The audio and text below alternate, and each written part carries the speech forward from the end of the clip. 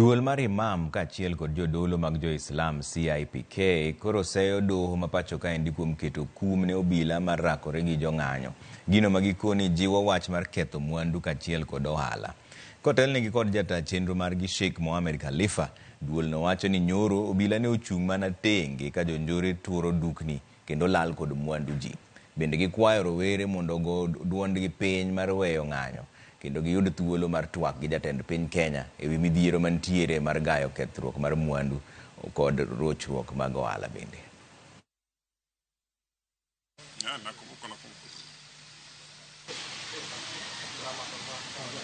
Iwapo leo mahakama imewazuia maofisa wa usalama wasijaribu kuzuia katika maandamano jambo lolote wakitumia silaha, tear gas na magari na mengineo, tunauliza hivi sasa wa Kenya hizi nafasi zao za katiba, juzi watoto shule hawakwenda, magari hayakusafiri, biashara zimeporwa, watu wameshindwa kulindwa na polisi.